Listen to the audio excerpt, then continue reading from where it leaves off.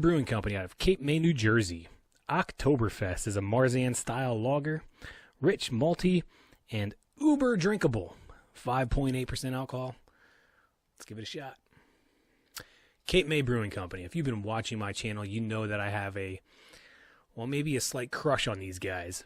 And I am not ashamed to admit it because I like most of the products they put out.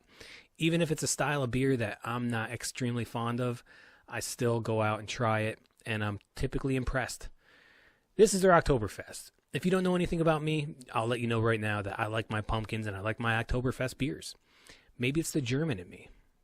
Maybe it's the Irish.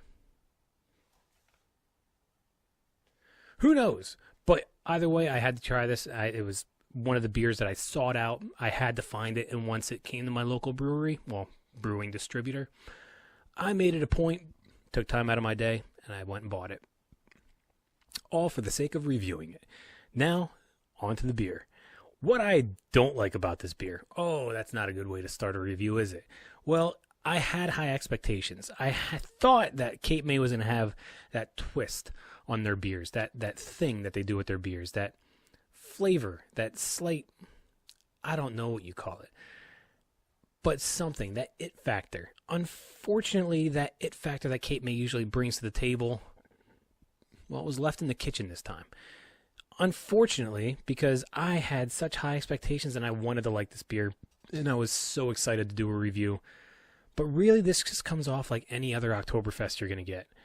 It feels heavier, but it's light. Is it all the spices and flavors that you want in an Oktoberfest? Yeah. Is it any of the flavors and spices that you can get from any other Oktoberfest? Yeah.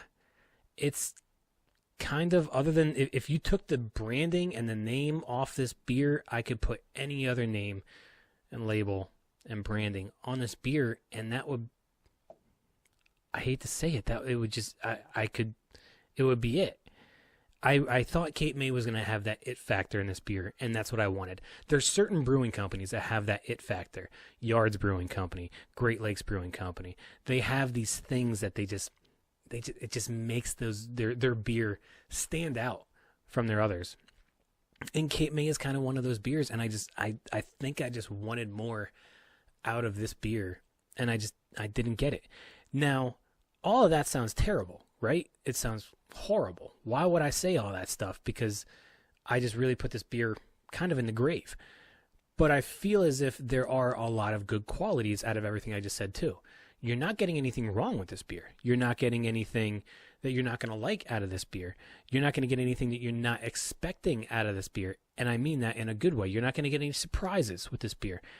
I think maybe maybe to their credit, that's what they were trying to do. They were trying to make a solid Oktoberfest, and if that was their intent, they perfected it. They nailed it. They hit the nail right on the head. This is as good an Oktoberfest as you're going to get. And my only issue is if you're trying to compare it to another beer, to another company, and that's where the bias comes in, it's going to fail because it's going to be right on par with all the other ones.